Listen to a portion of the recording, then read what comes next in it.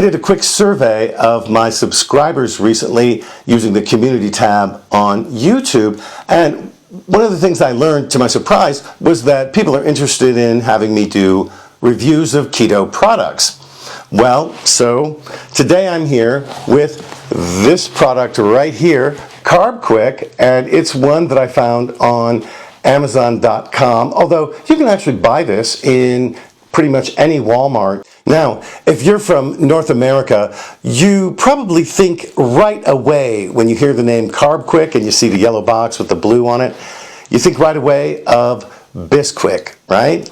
Bisquick is a product that was used in almost every American home in the 1950s, 60s, 70s, and even now I think people use it, probably not as much as they did in the past. But of course the idea with Bisquick was that you could easily and almost effortlessly make biscuits for any meal quickly, and it's true with Bisquick. You just simply add a certain quantity of milk, you stir it up, you drop the dough by spoonfuls onto a greased baking sheet, stick it in the oven, and you're done. There you go. You don't have to measure anything. It's ready to go. It's quick. Takes no skill, at least apparently, and there you go. You got it. Well, we'll see if CARBQUICK lives up to the convenience factor of Bisquick. We'll also see whether it's quick or not. But the very first question that I have to answer for you if you're a keto dieter is, of course, is it keto? And the answer is a resounding, absolute no. This product is not keto, not by a long stretch. And let me just explain why in a word: wheat. One of the major components of this product is wheat and things that are made with wheat. In fact, I had to laugh reading the list of ingredients because the very first one is a product, another product, that's made by the same company, Tova Industries. This product is called Carbolose. Now, after that, in parentheses, they list the ingredients for that product, and you're going to see why we can't call it keto here.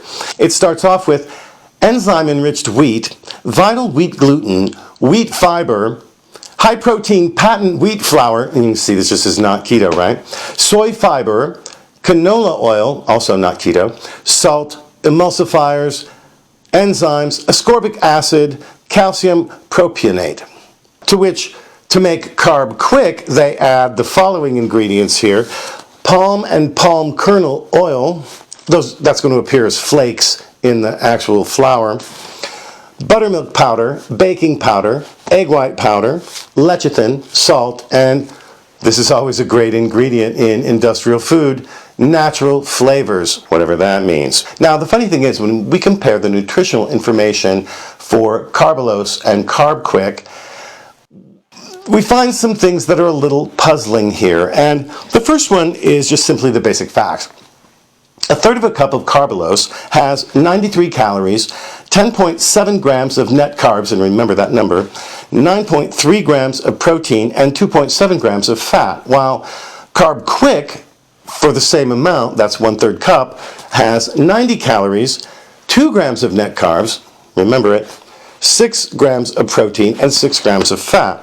Now, in fact, to come up with these values, I had to do a little middle school algebra here, because a serving of Carbolose is listed on the package as 1/4 of a cup, on the CARBQUICK package 1/3 of a cup, and so at a glance it's kind of difficult to compare the two. A little calculation later and you come up with the figures I've just listed here. Now, what I think is strange is that CARBQUICK has so few net carbs compared to Carbolose, when Carbolose is the major component of it. There has to be more than 1/5 of this that's made of Carbolose, and so I don't see how it can just be 2 grams of net carbs.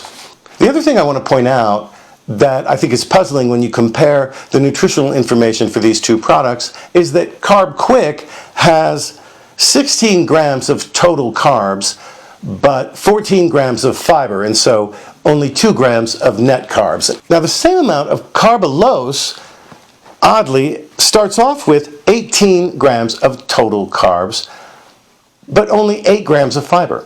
And again, what's odd about this is that the decrease in the number of grams of net carbs between the two really can't be anything that's added to Carbolose to make it CARBQUICK, because the things I mentioned that are added don't have any carbs, or very, very few carbs. So it's a really strange formula they're using here. I'm not sure how they're representing those numbers.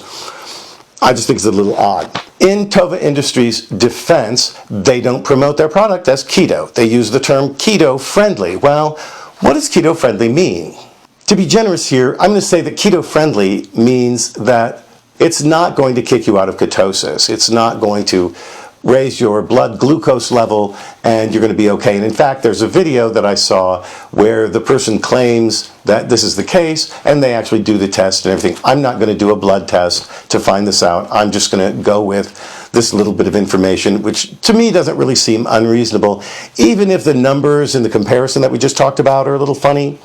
If using this product makes dishes that don't raise your blood glucose level, I don't see any reason why you can't try them and enjoy them. My recommendation is that you just do this in moderation, that you don't make 3 CARB-QUICK meals a day, that you maybe have this once a week or maybe on special occasions or something.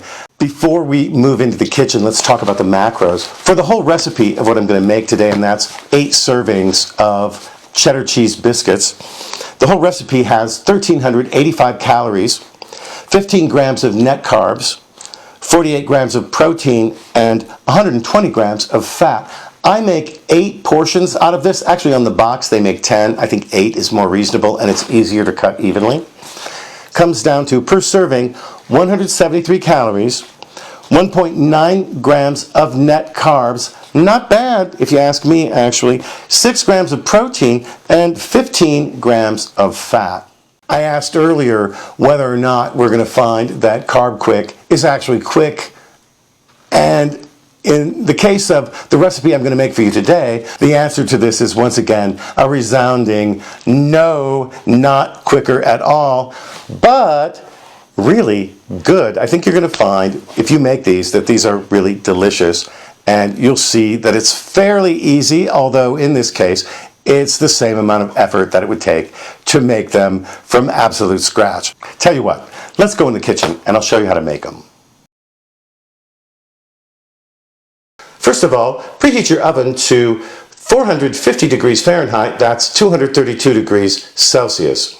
What I've got here in this bowl is 2 cups, that's 8 ounces, or 227 grams of CARBQUICK, and you'll notice it's got some lumps in it. We want that. These are flakes of palm oil, and we want them. We're just going to leave them there. To this, I'm going to add 2 ounces, that's about 60 grams of cold butter that I've shredded using a box grater like this one. I think this is a really good way to put it in very small pieces, and it's just perfect for making biscuits or, say, pie crust or something. In it goes.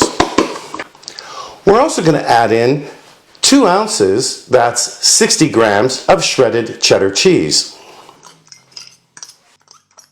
As in most recipes, we'll add in a little salt. Here I've got a half a teaspoon of salt. And for a little flavor, a half a teaspoon of garlic powder. We'll just mix it up really nice here. I want to coat all of the shreds of butter and cheese with the flour that's in there. Next, let's add in the liquid ingredients. Here I've got 60 milliliters, that's 1/4 cup of heavy cream.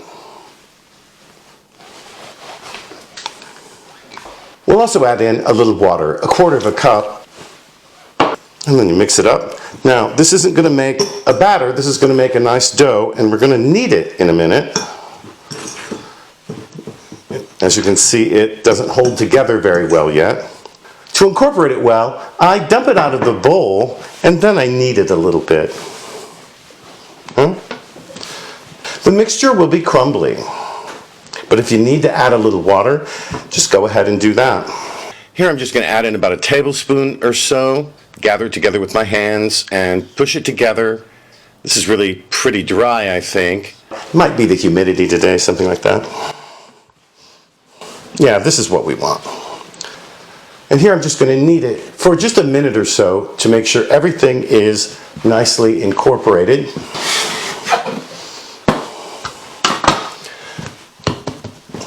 Et voila. Now, if we follow the CARBQUICK directions, we'll just drop this by spoons onto a baking sheet, but I'm going to do it a little differently. I like my biscuits rolled out, so what I'm going to do here is roll this out a little bit.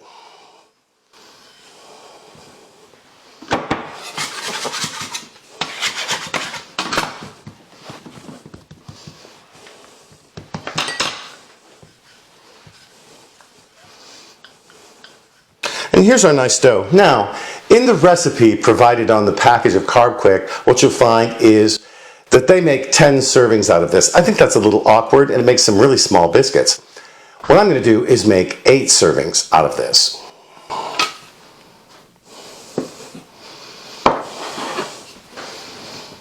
And these are the biscuits. Are they gorgeous or what? Now, next, I'm going to put them on a parchment-lined baking sheet, just like this. These are going to go into our oven for 10 to 12 minutes until they're lightly browned. And here they are, hot out of the oven. Aren't they beautiful? Let's just transfer them quickly onto a rack to let them cool just a little bit. We want to eat them nice and hot, but not blistering hot right out of the oven now. So let's give them a couple of minutes, and then we'll give them a try. Okay, so check it out here. We're going to pull this thing apart. And isn't that great? That looks really good to me. Tell you what, let's get a little butter on that. And then we'll give it a taste.